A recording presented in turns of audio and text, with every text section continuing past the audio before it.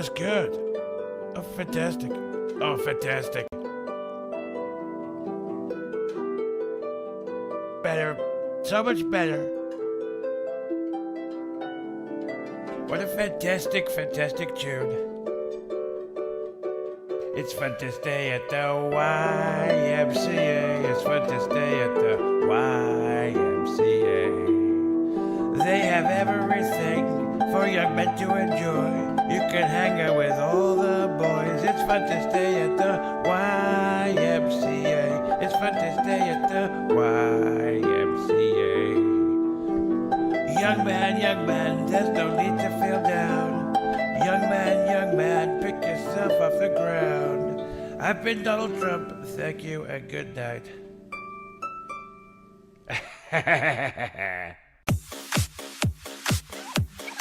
Then what size? This one's from Jeremy in Wisconsin.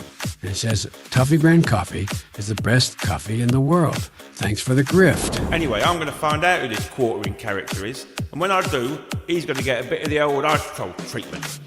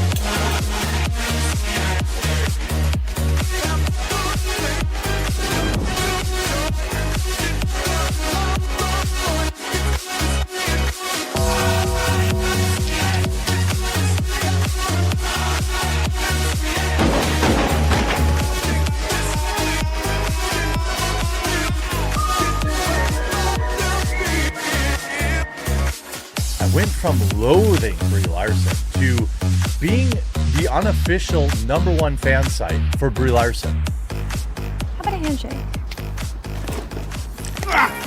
You're gonna give me your jacket, your helmet, and your motorcycle, and in return, I'm gonna let you keep your hand.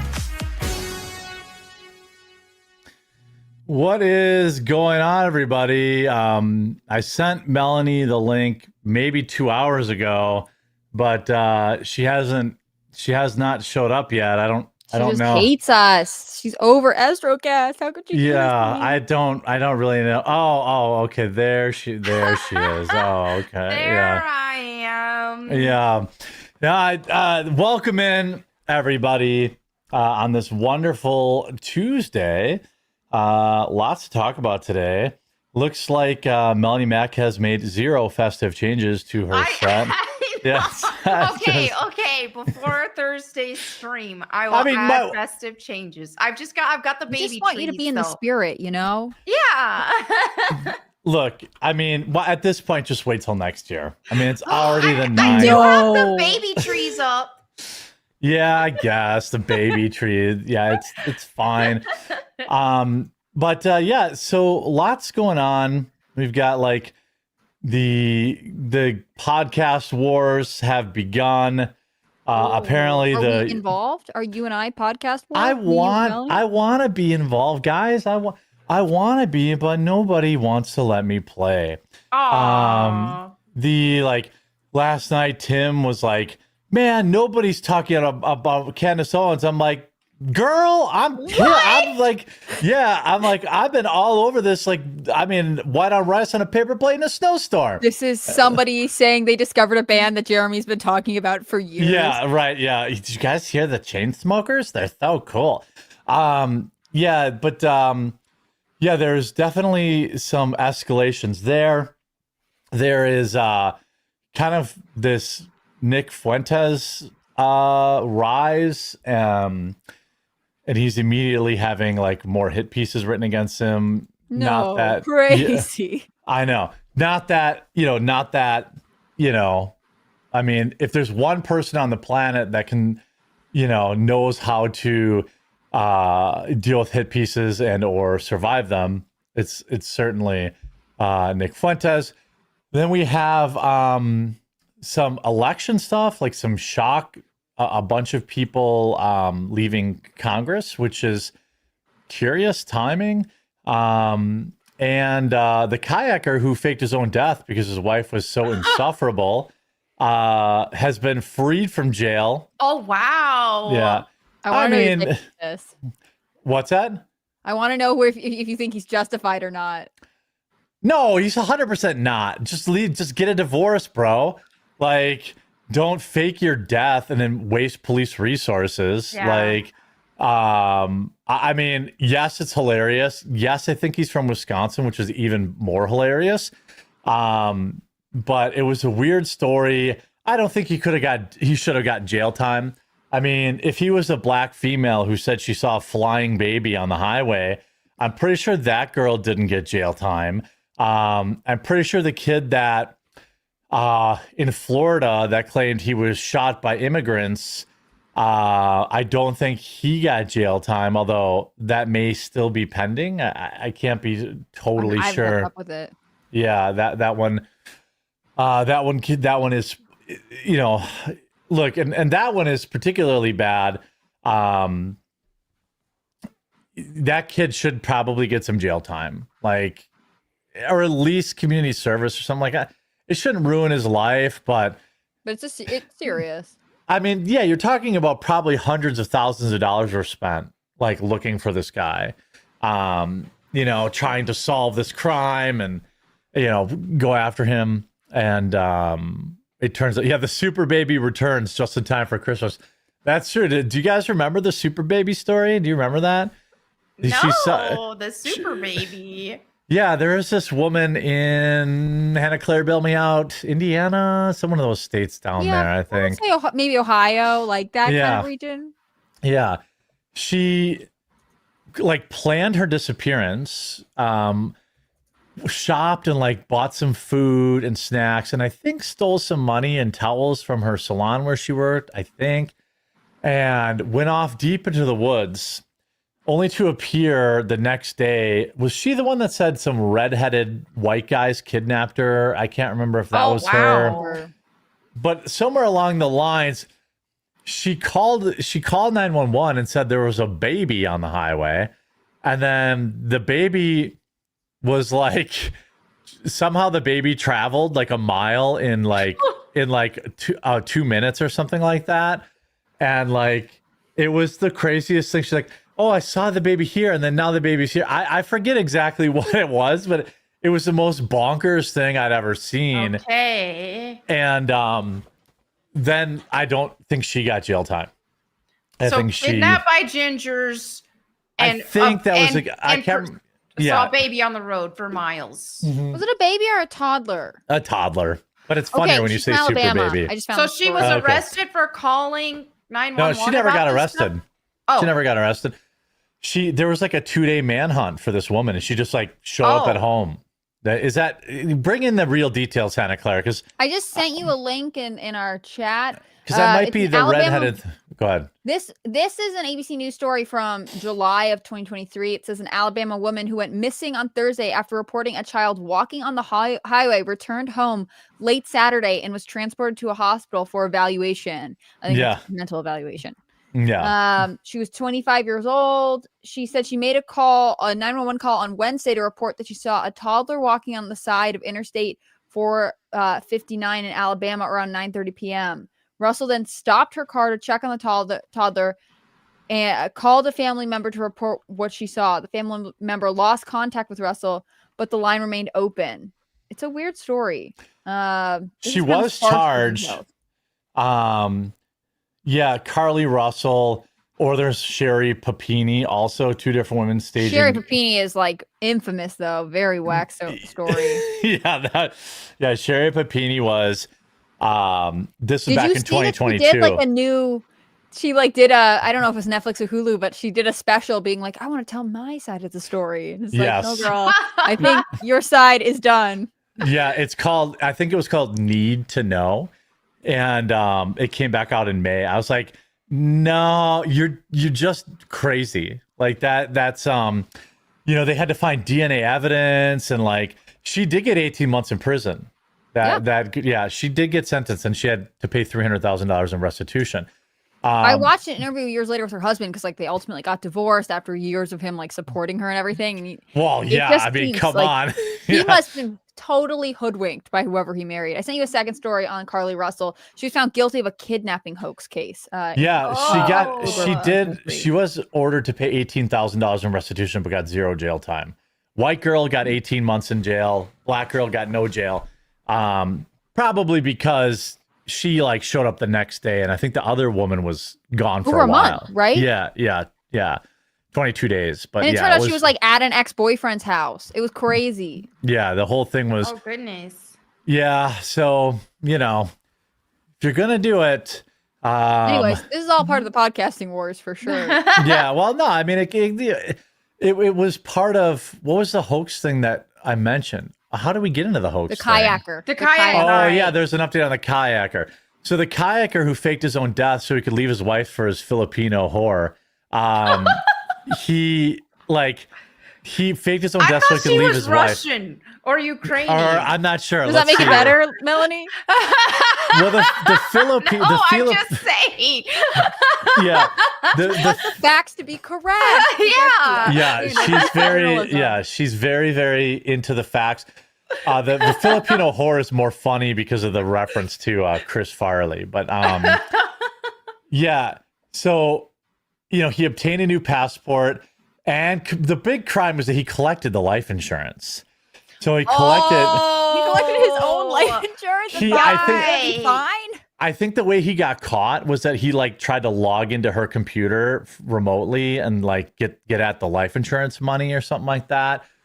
Yeah. So then he spent 4 months in prison, or 4 months with his Filipino whore before returning to America in December. I'm assuming she left him because he didn't have the money that he thought he was going to have.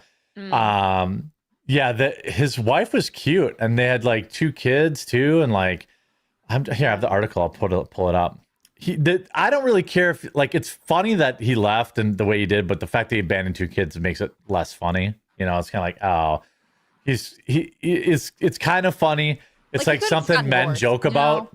Yeah, but like leaving your wife and your 2 that's kids, sad. Like if you just saw that family in church or something, you would think they were a normal, wholesome family. Never would anticipate something like that. Also, like to do that to your kids, be like, okay, they're all gonna think I died, and that will be traumatic for them. Yeah. But as it turns out, I'm gonna resurface as someone who just like left their mom and tried to steal money from them effectively. I think the wife too. We don't know do we know what happened? Like, was it the wife? You're right. She was Russian. Or was she the wife innocent and he just cheated on her with a Russian woman? How do we know the wife was insufferable? Oh, well, I just said that. We're just adding some flavor to the story. You said that on Estercast, your anti-wife on Estercast today of all days. Yeah, I did. Yeah, and I did get Mac checked. It is a Russian mistress. But he served 89 days of his. So he served his full, like he had 90-day sentence. So he got all of that. Oh. She was definitely not in it. The father of 3 was hatching an elaborate scheme to flee the U.S. and leave his family behind so he could be with his lover, who exclusively identified to the Daily Mail as a woman named Katya. I'm sure, after his sudden appearance was investigated as a possible drowning, but authorities failed to find him after a 58-day search that cost $30,000. Odd clues started to arise. Police revealed that he deliberately flipped his kayak and dumped his phone and the belongings in the water before paddling to safety on an inflatable boat, then e-biking more than 50 miles to Madison. Okay. Then in October of that same year, he crossed the border into Canada and was in communication with Katya, a mother of 2. He eventually obtained replacing his kids. It's so sad. Yeah. He eventually obtained a new passport and a $375,000 life insurance policy before fleeing to the former Soviet Union country of Georgia. Police found he spent 4 months there before returning to America. I guess the grass isn't always greener. Am I right? Right. Yeah. Then he turned himself in. I think they found like he had remote connected into her computer and was like looking up bank statements or something like that. Like just an idiot. Also, like, I get you need money to start a new life, but in this case, like, you're leaving her with your 3 kids to pursue whatever you want. Like, you can't just let her have the life insurance money, you know? Like, Right. you're gonna just like drop all of them, and then also be like, but Katya and her kids need this money, and I want to, you know, travel around the Soviet bloc or whatever. No.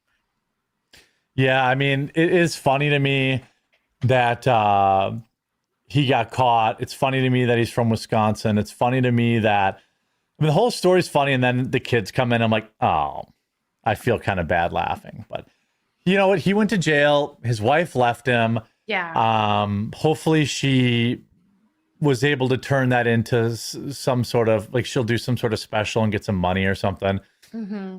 And like her kids, I mean, that guy's kids are gonna grow up and they're gonna hate his guts. Oh yeah. They're gonna be like, dude, you're like an actual piece of garbage. Like, I did a whole video on this today. I don't want to like spoil it because it's kind of a heartfelt plea to men to stop getting on OnlyFans, because there's a recent like OnlyFans report that came out that America alone spent $2.6 billion. Yikes. And 90% of those dollars are spent by married men at the average age of 29. And in that video, I'm like, Melanie Mack would probably yell at me, but my brothers in Christ, like, get a divorce at least. Like, I want you to like try and fix your marriage, go to therapy or whatever, but like, stop spending money on this website, which is basically destroying, you know, white marriages exclusively. And it's like, I didn't jump right to that. I'm like, hey, go to therapy, at least get off OnlyFans. I'm like, go get step 1, get your porn for free. Step 2, go to church and get off all the porn. You're a slave to it, man. It makes these guys a slave to it, and they're not going to have a healthy relationship if they're watching porn. Like, they're just not. And I mean, I appreciate you're trying to get them in the baby steps, but just saying. Well, I said in that video I just want you to lose sight of the end goal, which is don't lose sight of the end goal. We want these men to have happy marriages and happy lives, and that's the end goal there. Not to shame people, but to encourage them to a better life. Yeah, I mean, in the video, I specifically said that Melanie Mack would say get off it altogether. Yes. But my thing is like, let's start with stopping giving OnlyFans $2.6 billion. The brutal thing is like, fellas, the average age is 29 and married. Like, dude, if your marriage is that bad, you have time to start over, or you have plenty of time to fix it. There are numerous like avenues, like going to therapy, you know, like marriage counseling is totally normal. Like, you have to figure out, like, there's something missing in your marriage, obviously, that because I think OnlyFans is like a different level of cheating. Like, some women think like, hey, you know, her husband gets the poison out every once in a while. And, you know, I don't really view, I mean, I view that as a bad habit that will be bad for him. But I think like OnlyFans is like another level of parasocial relationship where it's like, to me, that's like clearly cheating. And like, it's just, if you're in that relationship on OnlyFans, then your marriage is in big trouble. If you're just jerking off to porn every once in a while, you should stop that. But like, I think the OnlyFans thing is just way worse. It's ruining a generation of women. It's ruining a generation of men. And I know that Melanie is a hardliner on it, and I'm not saying she's wrong. I'm just saying, I'm trying to get people to like. I feel like you're taking a like, we should make some progress on this. Well, you know? Yeah, I mean, just look, jerk off to porn, but stop giving it to OnlyFans. And that I said in the video, like, in 2027, we'll get you off porn. But like, let's start with this. Like, you'd be surprised how your marriage might get better if you're not jerking off to internet porn. Like, you'd be surprised how you might treat your wife. Like, sense of self-worth and like all kinds of other issues that go with that. Like, I agree that it can be like a symptom of a marital issue. I think it can also just be a symptom of like some personal turmoil. And that's like, people have stuff they have to work through, but paying an OnlyFans girl is not going to make your life better. Right. I think a lot of these guys do that because they really seek an emotional connection. And so they feel like they're getting that parasocially. In that, obviously it's not right, but it's sad that they're lonely. Yeah. And in these cases, I think that men and women alike need to turn to God and really need a lot of help to be able to form happy relationships, to where it doesn't justify the men doing that, but it's sad that the men are feeling lonely in the first place. And how can the wife help her husband not to feel lonely? And then obviously the husband needs to take accountability and not be doing things like that. But there is a problem in society at large with just people being very selfish, and it's always like about, okay, what are you getting out of your partner? What are they doing for you? Yeah. And they're falling short in this way, that way, and the other way, instead of like, okay, well, how can I make my husband or wife, the opposite sex, like, how can I make them happier? How is my presence in their life making their life better? You don't see a lot of that self-reflection being taught at all. It's just on either side, right? Yeah, you don't. Yeah. On both sides, and you see this. Yeah. It's just, what's he doing for you, sis? Is he not doing this, that, and the other? You need to drop him to the curb and upgrade. And then the same thing with like, what is she bringing to the table? Is she doing this? And it's just, you've got so much of, what am I getting out of this transaction, as opposed to, how can I be a good wife? And for these men, how can I be a good husband? And so now we have a bunch of these situations with these marriages where people are unhappy. You've got men who are feeling really lonely because there are a bunch of 29. Think about that. 29 years old is the average age. Like, you barely gave your marriage a shot. Like, exactly. And I would have expected that to be like, 50-year-old men whose, wife got frigid or so. You're 29. This is like the prime of your marriage life. Like, I would approach it as like a different, like, actually, if you're 29 and you're already at OnlyFans, and even though you're married, I assume that you started consuming pornography at a very young age, that you've been watching it since you were 11 or 12. Every guy has. Right, you know but what I mean? Like, that escalation over time, like, you always need something more or different or whatever. And I think that's where OnlyFans gets hooked into, like, guys in their late 20s and 30s, because it's like they've already been exposed for so long that it's ultimately like we they need that next level. Right. And like, it's either the emotional connection, or maybe they want to have control, or whatever the issue is. Like, they have been consuming this steadily for a long time, that despite being married and despite being like very young and having a whole life ahead of them, they are hooked on this. Someone in chat says, as you get older, your sex drive goes down. Oh, that's not true for me. But I'd say, like, look, I'll be very blunt, and this is probably not the Astrocast, probably isn't the best. It may be uncouth No, it's always to say, the best place. What are you saying? But like, someone in chat said, like, basically, like, a little goes a long way with men. I'm gonna make I think they said a BJ day makes the OnlyFans go away.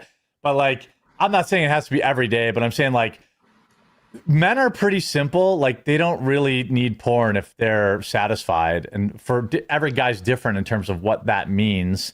Some guys, it's, they have a crazy drive. Some guys are like, hey, a couple times a month is good for me. There's that. And I think that there is, like, I think intimacy, I don't know what the numbers are, but I think it's like, I've definitely seen the articles, like, millennials are having less sex than ever. Gen Z is having less sex than ever. And I think it comes from what Melanie was talking about, this transactional relationship. Yeah. And women, in many cases, they will use sex as a weapon or as a reward or a tool. Right. And then I think once they start thinking of that as that, now sex doesn't become about romance and about whatever. It's like, it's like, oh, well, he was, he did all the chores around the house and he made dinner, so I guess I'll reward him. Like, I mean, I hear women talk like that. That's messed up. That is super toxic. It is. And then that's kind of what ends up making sex end up, I think, in most relationships. Because I have a lot of guys who've been married for a long time. And, like, I'll just be very frank. This is almost always a complaint of men. Like, we used to be intimate so often, and now it's like, you know, once on my birthday and once if she has too much wine, kind of thing. Now, right, and that's cruel. The Bible even says that's cruelty. Like when you're married, you're like the wife's body belongs to her husband, and the husband's body belongs to his wife. But the Bible says that, and so it's like, unless there's, you know, barring somebody's sick, or like maybe somebody's like particularly unique situation. Oh, it's just really tired that day or something, within reason. yeah, right. But ultimately, like, they're not supposed to be withholding that intimacy from one another. That's cruel. Yeah, it's a need in the marriage, and it's not like healthy, right? Like part of all of this is like, well, you're gonna give your man prostate cancer, by the way. Like, you have to get that poison out. I think at least, I don't know, a couple times a week. I read somewhere. Like, I'm not making that up. See, big prostate cancer. I was about to cut her out. Yeah.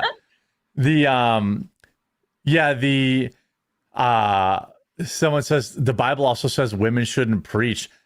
You must be new here because Melanie agrees with that. Well, I would say you must be new here because Melanie agrees with that. Yes. And like, I don't want to like. Melanie is like, yes, see the Bible, great book. Yeah, I heard of it. Yeah, you might see her entire YouTube channel dedicated to it, called Bible Time with Melanie Mack. Yeah.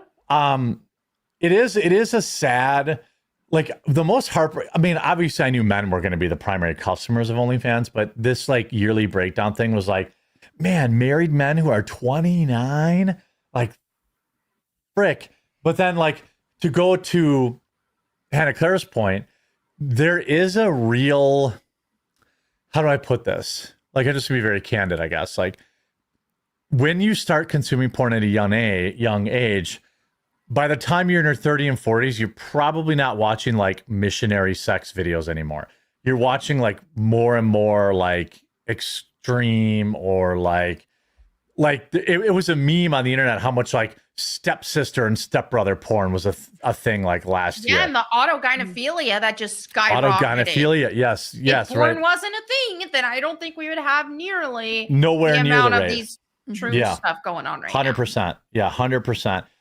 And you know, it's just so, like, whenever I talk about this, I had to word my video very carefully because like there's like men often feel attacked when I talk about this stuff, but like, I'm not attacking you. I'm just saying, like, dude, like, I'm not the one buying OnlyFans. Like, I'm telling you that the average person who's buying OnlyFans is 29 and married.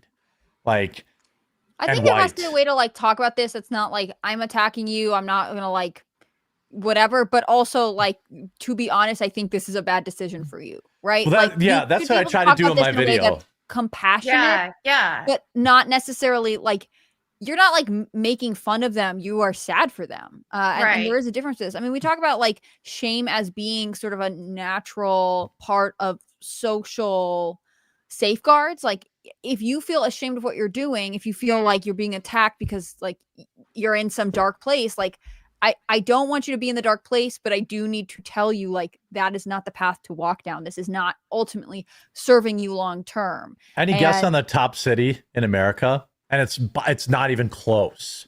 It's like number one, like somewhere in California, San Francisco. I was gonna Hannah say Claire, New any York, guess? but Atlanta, Georgia. Oh, Atlanta, Georgia spent like 600 million of the 2.6 billion. Wow. And New York, it was, you know what's funny is Minneapolis was in the top 10. Really? Yeah. Minneapolis, and then Seattle was in the top 10. I'm trying, no cities in Wisconsin. We're just, I mean, obviously I'm sure it just, you know, Miami and Orlando were both in the top 10. You know, Chad's like, so cities. Black people, that's what I was wondering. Is it a lot of black people? It isn't. 60%. Well, 60% of all users of OnlyFans are white. I was gonna say, but that kind of follows like population trend. You know, it's not like overwhelmingly white. Yeah. Okay. You know, I had a friend whose husband was like spending a lot of money on OnlyFans, and she obviously found out. Right. And like, was not supportive of him. You know what I mean? Like, right. I mean, like, he's my bro, but I'm like, dude, what the fuck, man? Good. Like, what are you doing? And like, and first of all, I was like, how did you get caught? But that was like, that's bro talk. But like, second of all, I was like, well, what are you doing? Like, you have a kid, you guys are married. Like, what are you doing? Like, if it was like, oh, I walked in and I'm jerking out to porn, I'd be like, hey. But like, I just think OF is like a totally different, it reminds me of like those stories you hear of people who are like, he met some lady, he's having an affair with her, he was constantly sending her money and paying for things, and he bought her a car behind his wife's back. Like, it's like that, except in that scenario from the 80s, he actually knows her. In this case, right. Like, she's from the internet. She's like probably at least in the 80s he knew her, and he was probably having sex with her. Like, it's worse now. He's messaging this girl's boyfriend. Like that's generally how this stuff works. But whatever anyway, assistance she has to respond to these things. Like, she's not responding. Yeah. And they average the median earnings on OnlyFans for last year. Anyone want to take a guess? I think it's really low. I mean, I don't think it's a livable I would think amount. it's low too. There's like a couple of these women who are like really famous on there, but most women aren't making that much at all. I'm gonna guess the median is $10,000. Melanie? Yes, Melanie. Let's go with 15,000. $180. Huh? 180. Oh my god. Yeah. $180. Why would you do this? Yeah. Like, it really is. I know we talk about this. Like, there's like Sophie Rain at the top who makes like 30 million a year, 40 million a year. Oh my goodness, selling your butthole for $180 a year. Oh no. But that means there are people that make less than that. That's the median. That's the median. Yeah. Make nothing. Yeah. Yeah. Imagine. Yeah. Yeah, your butthole's on the internet forever for $180. Oh my goodness. And it's gonna follow you around forever. Like forever and ever and ever. Forever and ever, because now people know. It's not like in the 90s where you did like your girlfriend did an art film in college and no one knew about it. Like now, like guys are gonna look up the girls that they're dating to see if what I mean. Like they're going to find out. And like, I don't know so much if like kids are going to be doing it, but their kids at school will. I'll tell you this, kids or parents with kids, if you got a hot mom, that kid's friend's looking up to see if she does OnlyFans. Like, I'm just telling you, you know what's crazy? There's a woman that drives around by my house. She must live near me. It's a black pickup truck. And she has like an OnlyFans sticker on her car. And I'm like, every time I see it, I'm like, I guess. Like, are you sure it's OnlyFans, or is it like a I've driven behind her enough. We must have some kind of similar schedule, because I always end up like behind her. I'm not stalking her, but like I end up behind her in this one turnaround, like going in Menominee Falls when we're going to bowling. So she must go somewhere like around that same time, because we're always leaving at the same time. Maybe she's in my bowling league. I don't know. And I've always thought, it says like something else, but I've like confirmed with my wife that it's definitely OnlyFans. And I'm like, and I've seen women who drive, like they use their cars as like, a billboard, and they have OnlyFans all over it. All kinds of women who be like, it's empowering. This is the best thing to do. I can do all kinds of stuff because I'm allowed to, like, because I make money through it. Like they do promote it. And I think in some ways it's like the contrarian. Like, if they in the back of their mind know they're potentially ruining their kids' lives or whatever, Jeremy they're definitely like, stalks. Like, come on, guys, I'm not stalking her. I wouldn't date any girl. Though. Jeremy and his wife are stalking this lady. Yeah, if I was single tomorrow, I would never date someone who ever did OnlyFans ever in their life. Period. And the only people who would disagree with that are like cucklords. It's like it's, to me, it's like once a cheater, always a cheater. Like, there's a lot I think there are people who pay for OnlyFans who would say the same thing. They would never date anyone from there. Oh, of course. Most of them. You live in cognitive dissonance, my friend. Yeah, most of them. The one thing, like, from what I understand too, is like most of these girls make their money. I obviously don't really know. I have an OnlyFans account so that somebody couldn't create one for like for the quartering, but I've never like logged in. I don't know how it works, but I do know that like I think the majority of these people who are making a ton of money, it's not like from people who pay to see their pictures. It's from these private DMs where they can like set a price to do something. Yeah. And like I asked Amaranth about this, and she's like, yeah, that's like, it's like, hey, I want you to like put your boobs in a blender, but I'll pay you like $400,000. Like Saudi Arabian freaks that are like sending crazy things with like, that's where like these people get most of their money, are these like private messages. And those like private messages are like, again, those are like the parasocial thing. And again, like I just wish OnlyFans, I've been, you know, I'm on the record as being like one of the reasons I got banned from Magic the Gathering is that like I have, you know, I spoke out against these cosplayers who are very clearly preying on, I called it, like, go back years ago. Anybody who knows deep quartering lore, who remembers when I had a channel called MTG Headquarters, one of the most controversial videos I ever did was about a woman who I've since apologized because I was like a little too harsh, but I ended up being right. I was like, this woman is only cosplaying Magic the Gathering so she can start an OnlyFans account and like extract money from nerds. And like, I got banned and all these people called me sexist and all this stuff. And then sure enough, you could look her up right now and she's on OnlyFans. Like, I'm just like, or all these female, like the titty streamers, like they all, like, they don't really care about video games. They don't care.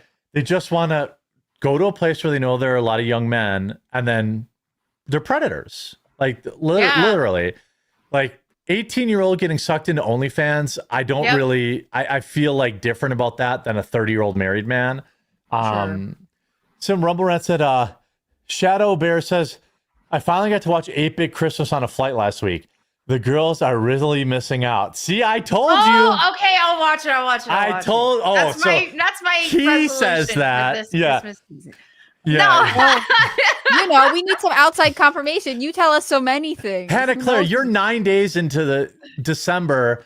I know your ass has been watching plenty of American family classic Christmas movies. You haven't had that. And Hallmark. I'm trying to get a broader scope this year. Well, yeah, I know you like those gay Christmas stories. But then, like, also, I know Melanie hasn't watched Bring Her Back yet, because if she did, she'd be... By the way, shout out again. I'm going to tell you, I've said it before, I'm going to say it again. Welcome to Derry is fucking amazing. It is the best show on TV. It is like, there is a moment in last night's episode where I like teared up. It was like that. It's that good. And there's a bunch of idiots that are like, it's woke just because there's a racism like subplot, but it was taking place in like in the 1930s. Right. It wasn't like 2020 and like somebody was like, you know, racism. It takes place in 1929 when they're really, you know, like racism was a thing. When times were different, you know? Yeah, like times were different 100 fucking years ago. Yeah, that's the thing is it's like, it's not woke to show example of a racism happening. Like it just because things got blown out of proportion, they make everything racist now doesn't mean that racism doesn't exist in any capacity or never has. Right. It's just like way exaggerated now. Yeah. So why is the screen so optimized? I don't Jeremy, are you gonna watch The Spirit of Christmas, one of the best cheesy Christmas movies of all time? Yes, it's on my list. You have recommended it. I have, I think, 2 that I wrote down that were recommendations from you. For some reason, my monitor just turned off. Big Christmas got me. Haunted by some sort of ghost? Well, it's every 27 years it comes back. But yeah, now I can't see the chat, but I'm telling you that like last night's episode or Sunday's episode was like, it was like when it was like early Walking Dead when somebody really like, you know, had a heroic moment kind of thing. Okay, I love early Walking Dead. Yeah, it's like it was really fucking good. And the finale is Sunday. But so unless they totally fuck up the finale, it's gonna be a high rating for you. I'm saying it's as good as From, which is like my current favorite show on TV. Yeah, From is really good. I'm a couple seasons behind on From, but it was fascinating.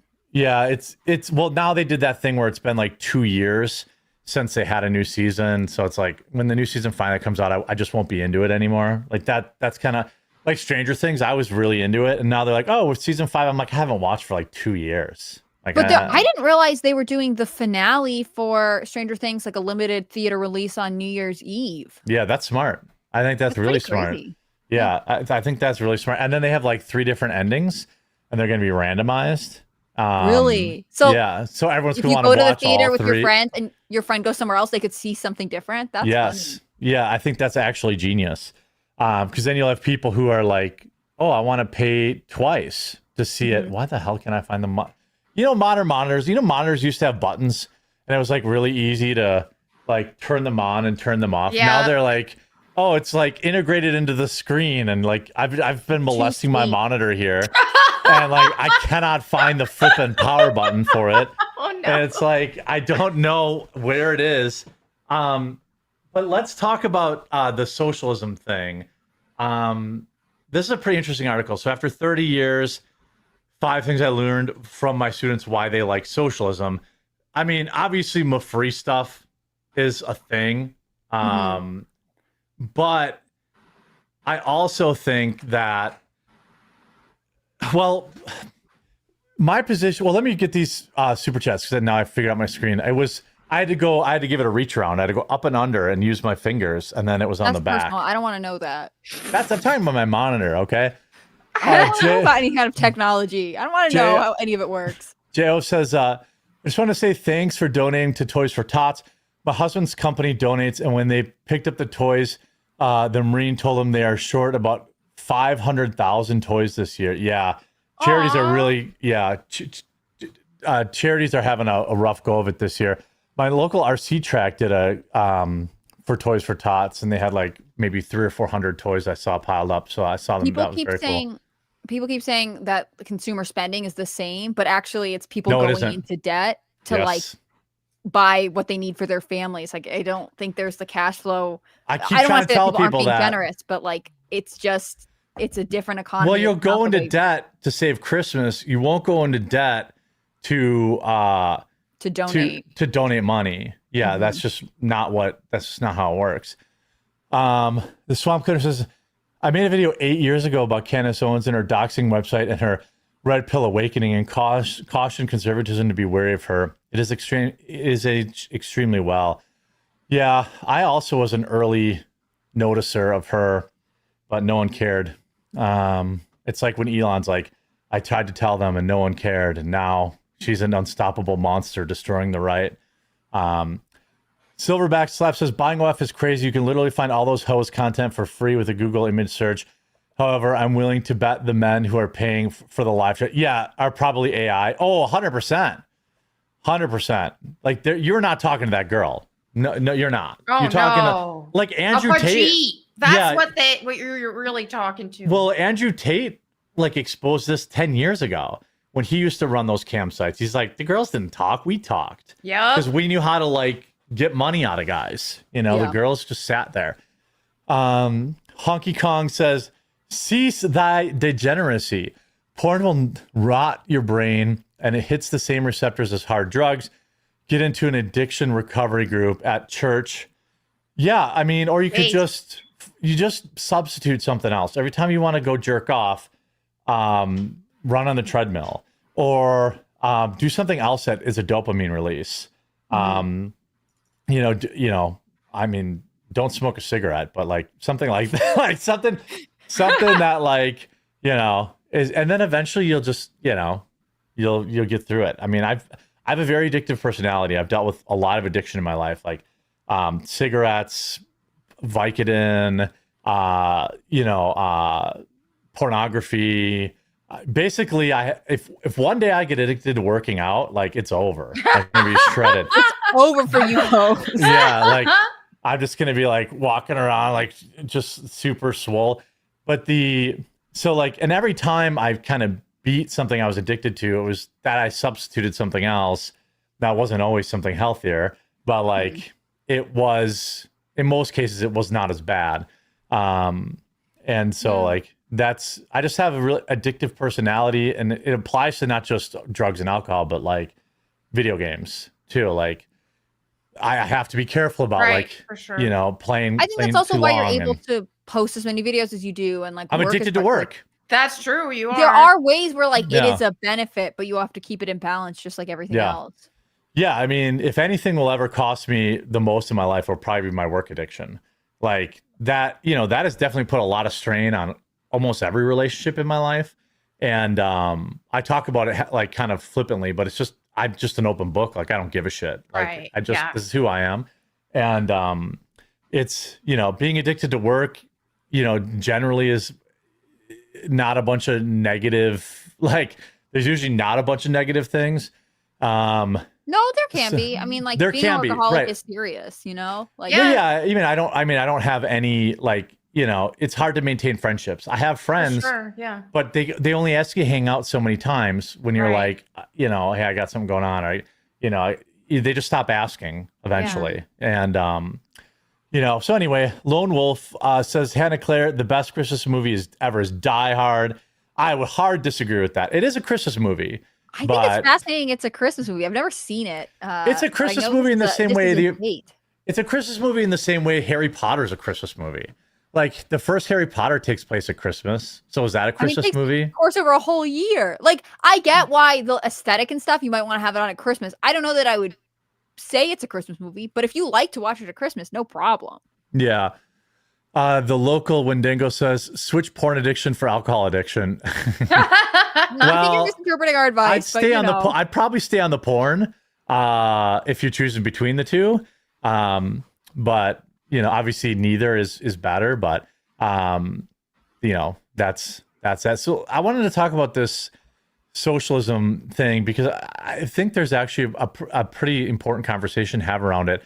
But I do want to have you girls let the people know where they can find your content, what you got going on and stuff like that before we move on to the next segment.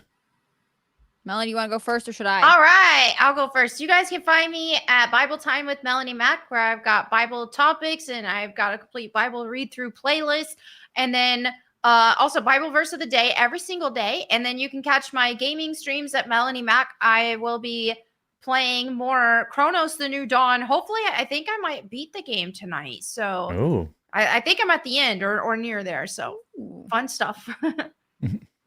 You guys can find my work on YouTube and Rumble. I'm Hannah Claire B in both places. I've got some videos on cultural stuff. I'm releasing some stuff from the Pentagon last week. So a little bit of mix of everything, depending on what you're interested in. I'm Hannah Claire B on YouTube, on Rumble, of course, and also on X. So it's all Hannah Claire B, it's one word.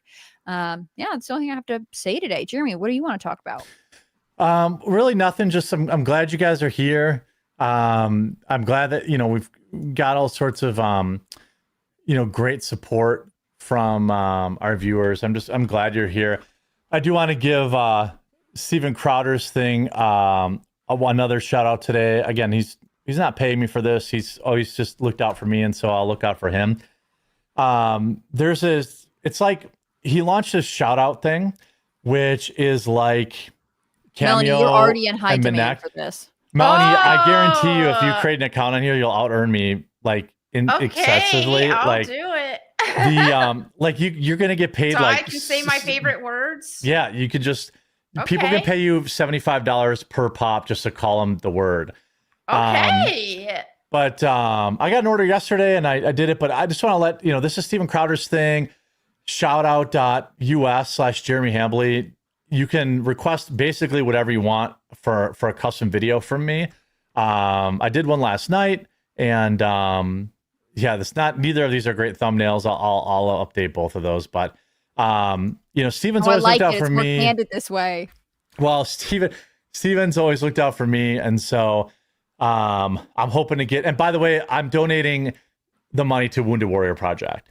So I have the 50% donated to Wounded Warrior Project, and I'm keeping some back to pay taxes. So basically, 100% of what I would net is going to go to Wounded Warrior Project. And so get one as a gift or get one to support Wounded Warrior Project or whatever you like. Except Steven didn't use your coffee. Well, he promoted the cocoa, which he really liked. Steven is a real specific coffee head, and I know he likes like a very, very, very specific type of coffee, which we have, but you know, hey, that ad probably was worth 25 grand to get a shout out from Crowder. So and look at my first review, 5 out of 5. Great job on the shout out. So you'll get, I currently have perfect score. So yeah, check that out. You guys can change that though. Just log on to shoutout.us. Yeah. 101-star reviews for Jeremy. Yeah. Some providers refuse to read any scripted video for anybody unless it's an ad they totally agree with. Not me. Like, well, actually, to be fair, if you're asking me to like endorse a product, I'm not doing that. Like that I wouldn't do. Unless you want to pay like my ad rate. If you pay my ad rate, and I actually use the product, then okay. This is an interesting topic because there's been, this sounds like OnlyFans. I will be fully clothed in all of the videos. Jeremy's pretty shameless. What are you talking about, Nate? Oh, you're just busting my balls. I'm like, I'm donating the money. I don't even like, I'm just trying to help him get going. Tensing from Jeremy. Yeah, like, well, honestly, that's why, like, he's asked me to help before, you know? And it feels weird to like charge money to my viewers for a message. That's why I've never done Cameo or anything like that. Like, it feels weird. I've never like, it feels weird to me. And, like, you know, Cameo recruited me a while back, and like, you know, Minect PBD tried to recruit me. And it's like, I don't really want to do it. The only way I'll do it is if I can donate, you know? Yeah. But what do you guys make of, because I think right now it's popular to just call like Gen Z retards for like they're like Zoran, AOC. I actually think that's a huge mistake. But why do you think that they've put there's such this rise in like a thirst for free stuff? Yeah, I mean, I thought this op-ed was interesting. The person who wrote it was taught high schools and universities, and kind of walks through a couple different points. The one that resonates a lot with me is that there's like a gap in the education when you're covering more modern history. You get to like they don't cover the bad parts of socialism either. Right. Like we get to World War II, and then it's like, anyways, you take a civics class and you learn about like modern politics, maybe, but there's a huge gap. And so like the idea that there are lots and lots of young people who basically have no idea what the cost of communism and socialism were, it seems real. I remember a Turning Point promotional video where they interviewed people who fled from Cuba to talk about like the impact that it had on their lives, because otherwise it's sort of far away and distant. And the abstract is difficult to picture.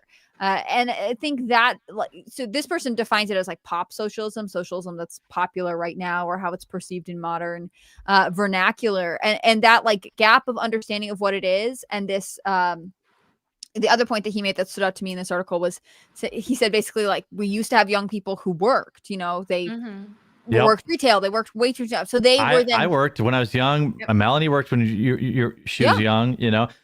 You were a camp counselor. Of, like, nannying and then babysitting. And so I always, first off, you get paid in cash, which is amazing.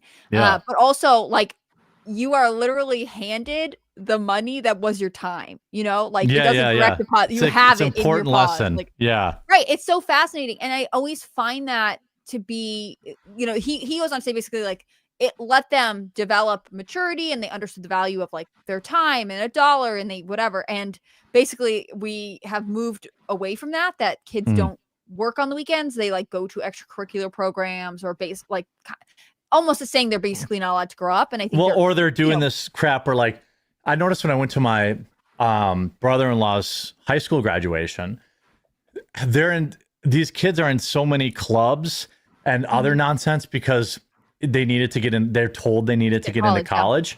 Like this girl that was like the valedictorian, when they were like reading off all the shit she's involved in, I'm like, how does she have time for literally anything? Like her parents must have like their full-time job is like carting her to this club or that club or this sport or that sport or the like. That's just like when I was a kid, you did one thing. Like I was in the chess club, or you did like debate club, or you did like you weren't in fucking everything like these kids are nowadays. Yeah, and I think. Oh, sorry. I think for a lot of kids or a lot of like Gen Z and stuff too. I mean, yeah, there is obviously the element where I don't think their work ethic is as high as previous generations, but I think some of it too is just because they're discouraged because just the way things are right now, it's really hard for them to really get on their feet. I think owning a home for like Gen Z just seems like an impossible task. And so when they, the grind is real. And so it's just like, I think for some of them, they just look at, okay, socialism is, wow, they give you stuff like this would make things easier. And so they think that it's a good thing because they know that right now they're having a hard time. And, but they don't realize that that's not going to, that socialism is not the answer. It's only going to make things worse. Yeah, I could understand where it's like you can see how it's seductive when it's like life is really difficult right now, but we can make it easier by giving you money, which is the big challenge in your life. Like, oh, okay, yeah, I would opt for that. But that's the simplified version. It's obviously nice to deliver the message of like, we'll make New York more affordable, but how they're going to do that and what the costs are and everything else is sort of out of sight, out of mind. Like they want the promise, but they don't know what it takes to get there. Yeah, I think we made a big mistake. When I say we, I guess I mean me, like dismissing a lot of this out of hand as like dumb, lazy Gen Z. Because now that I've like become a little more understanding of what like the struggle is out there, like, yes, there are lazy people in Gen Z. Okay. Yeah, there is. There are. But the real reason this shit is popping off is because they have no hope. Like when I was 18, like I knew all I had to do was work a part-time job and have a roommate. I could have a 2-bedroom apartment. Right. Like when I was 18, I worked at, where was that? 18. I was repairing computers then or at Office Max. But I made like $8 an hour. And I was like, I just got to work 25 hours a week and I can have my own place. Right. Yeah. That is not even in the, like, not only is that not true anymore, but you can't even like, you could never even get the idea of being able to buy a home. Yeah, I bought my first home when I was making $40,000 a year, and my wife was making like $45,000 a year, and we bought our first home. You'd never, and like that's the equivalent. Like I was basically my first job out of college, her first job out of college. You'd never, ever, ever be able to do that anymore. Yeah. Like there's just no way. And I think that is, first of all, that's going to be why we lose the midterms, but also like, that's why Trump's going to lose the youth vote. Yeah. He has like a big affordability press conference today. And like, he sees it. Yep. If they can't get control of the narrative on affordability soon, it's bad news. And it doesn't mean another conservative politician couldn't. It just means that this might be the thing that hampers the Trump administration. Yeah. I saw this comparison a long time ago. Do you guys remember a couple of years ago, probably 100 years ago at this point, there was some billionaire who was like, I wasn't alive then. I was. I was. Yeah. And let me tell you, I'm tired. No, like there's some billionaire who went kind of viral because he said like the reason that young people can't afford to buy homes is because they're always buying avocado toast. And, yes, like, I remember that. Whatever. Yeah. And actually, like all of the like little luxuries that people are like, well, if you just go without it, then you can afford a house. Those have relatively not gone up in price the same way that housing has. Or right. It's not realistic to say like, well, if you cut a couple coffees every year, you'll be able to save your house. Now, you should be careful about what you spend. And you should, exactly. Like, just because things are expensive doesn't mean you get to spend recklessly and not save. Right. But you can't deny that there are certain challenges facing the youngest generations that just weren't there. The advice you might have given someone in the 1970s on how to build wealth are very different than what people are being told today. Mm. Yeah, it's pretty simple. Doug wrote, socialism is a mix of suckers who want justice for buying magic beans and freeloaders who don't know how the story ends. See, I don't think that that's fair anymore. I think that was fair 20 years ago But like, I feel like the path for young people now, I mean, it's hard out there for a pimp. Like, I look at like what it costs to rent a place by me. It's like 2 G's a month. Yep. That's almost double what my first mortgage was. And like, yes, I know people are making more money now than I was in, well, how would I have been like in 2015 or something like that? But like, or 2010-ish. But like, the reason minimum wage was $5. No, minimum wage. Well, yeah, minimum wage for me was the first minimum wage I ever got was $5.05 or $5.15 an hour. $6.25. Yeah, then it got raised. And I think I made, but I didn't buy a house on $5 an hour. Right. Yeah, I didn't either. Yeah. Like I was making probably $7 or $8 an hour, maybe $9 an hour at Office Max when I was like tickling the taint of thinking about getting an apartment. But like, that was, I had to have a roommate. Well, I wasn't going to be able to get my own place. Like apartments when I was making $7 or $8 an hour were like $550 to $650. You could get a 2-bedroom apartment. Now a 2-bedroom apartment's like $2,000. Yeah. And it's like, that's true. And so like, I just think that like we talk about how stunted Gen Z is, and we talk about like because they're all online or because whatever. But there is a level of like, if you are not like, if you don't think you can afford to live on your own, there's no aspiration. Like, what are you building towards? Yeah. And when you're like, what? I'm going to save up to, maybe you're saving up to buy like a new purse or whatever cool thing, cologne, whatever they're into. That you're going to get that way faster than cologne? Like, no, I'm serious. That's like a thing with Gen Z boys. Oh, you're right. It is. Okay. Yeah, that's why Scentbird's so important. Yeah, you're right.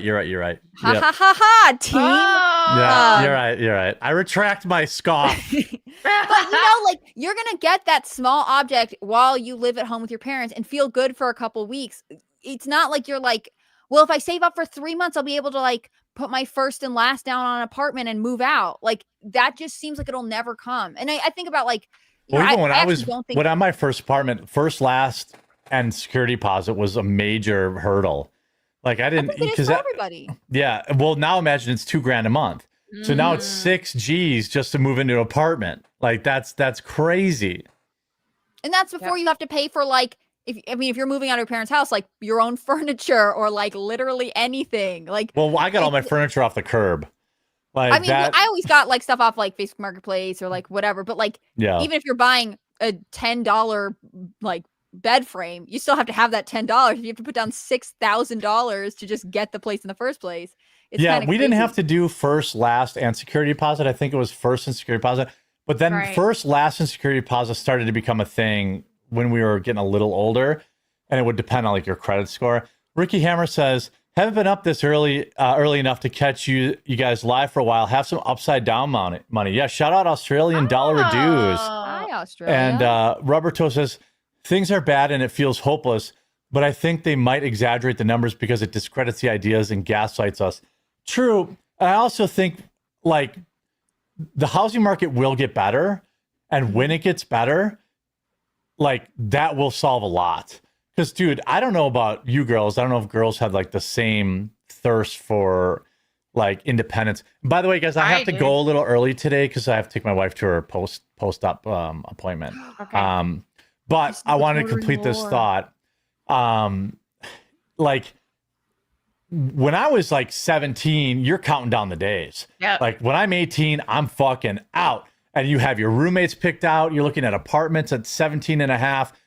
Like, I can't even imagine doing that right now if you're Gen Z. Not saying that some of them can't, but like, I was working at Office Max 26.5 hours a week or whatever the minimum, like you couldn't work more than 26 and a half. Otherwise they had to pay you insurance or whatever it was, or 27.5 or whatever it was there. And like over the summer, I got to work full time. I think Walmart had that policy, but I would work 4 nights a week at Office Max. My paychecks every 2 weeks were like $250. And I was like, all right, all I need is 3 roommates. I didn't even care. Like, like it's fun then, like you're you're just starting out in life. You have your friends to live with. You're doing all kinds of stuff. Like if you have to live with 5 roommates and they still can barely afford a 2-bedroom apartment. Like, it's better than living at home. And my home life was good. Let me be clear. Mm-hmm. I had no reason to be like running away. Wanting to be independent, right? Yeah. My parents my parents ended up like really convincing me like, dude, just stay here until because I went to first 2 years of college in my town where I lived. And they were like, just stay home and save money, you idiot. Like, you can do whatever you want. Like, my parents were not. You're like, I didn't have your curfew. My parents didn't have a curfew for me. I had my friends over all the time. They didn't give a shit. And like I ended up, now I did not save any money. I just spent it. But like, you know, at that point when I was 8, oh my God. When I graduated high school, just to put, this is like, I'm in my Al Bundy moment, 4 touchdowns in one game. I was making $20 an hour at 18 repairing computers. And I was working 40 hours a week because I was getting early release from high school because I had enough credits that I could get done. Like, so when I was 17 and a half, I was making like $20 to $25 an hour. And like, it felt like infinity money. Yeah. I was like, I'm not going to college. This is stupid. I'm never going to need more money than this. And like, and all my friends were fucking broke like all the time. And I'm like, man, I got, like, what? My paychecks You're buying were like everyone a burger. Like, my paychecks were like $350 a week. And I was making, I remember I got paid monthly and it was like $1,600 a month. And I was like, what am I going to do with all this money? And like, think about that. I think I could have had my own place, $800 a month, had my own apartment, had enough for car insurance and everything, and it was like, so I was an exception. I had a very good job. And there are exceptions in Gen Z where they have like great jobs and they're young. Or they live in more affordable cities that they're excited to be in. Yeah, they could live in San Antonio or something where it's very affordable, stuff like that. Right. Like, I think that but I think this is where, like, again, you're not seeing socialism having a movement, in Kansas City, Kansas, right? From what I know is like a nice place, got a restaurant and music scene. It's happening in Seattle. It's happening in New York City, where there are all these people who went through the system where they were like going to college and then they were promised a good job and now they're out here and they don't get to live the life they live, and their expectations are not being met and they think this is the way forward. I can understand where you're like, well, this is the solution. It's just that the entire system's broken and we have to replace it with this. But actually, I don't know that that's the answer. Yeah. I think ultimately, I hope that things get better out there because it is hard out there. And it's not just for Gen Z, it's hard out there for everybody. Right. And I'm very fortunate to do what I do, but like, I'm also not out of touch. Like, sure, I know that it's hard out there and that the whole shit is just sad. Well, and you've talked about this before, like, because you had like bad credit card debt, or like you basically like didn't know how to. I didn't have extra money until I was in my 30s. Right. But you know what I mean? So you look at this differently, right? Like, I think that's the thing. When you have been through hard times, you handle money differently. But if your only expectation is to just be beaten down and be like, yeah, you're never going to really get paid anything and everything's so expensive. Like, the Gen Z's already prone to a doomer quality. Like, I don't know that you can be like, well, socialism is bad enough for them to be like, nah, well, we'll blow the system up anyways. Yeah. We're having a bad time. Yeah, it's I get like blowing up the system because you don't feel like the system's working for you. Mm-hmm. And the only alternative is, commie nonsense. But I do, speaking of capitalism, I do have a quick ad here from Morgan and Morgan. Let's see here. Go here and then there. I'm definitely not saying this all out loud. But thanks to them. Are they going to have a Christmas ad? Because that's really what I would expect from them. Yeah, I know. I need it. Accident or injured in any way, you should know how to protect your rights. That's why I'm so glad to have this video sponsor Morgan and Morgan. When you're seriously hurt, your injury could be worth millions of dollars. Morgan & Morgan doesn't settle for lowball offers. Just in the past couple of months, Morgan & Morgan saw verdicts of $12 million in Florida, 34 times the highest insurance offer, $26 million in Philadelphia, 40 times the highest insurance offer, and $6.8 million in New York, 25 times the highest insurance offer. Their fee is absolutely free unless you win. Fighting big companies takes a big law firm. As America's largest injury law firm, Morgan & Morgan are ready to take on insurance companies of all sizes. Morgan & Morgan has modernized the injury law process so you can submit a claim and communicate with your legal team all from your smartphone.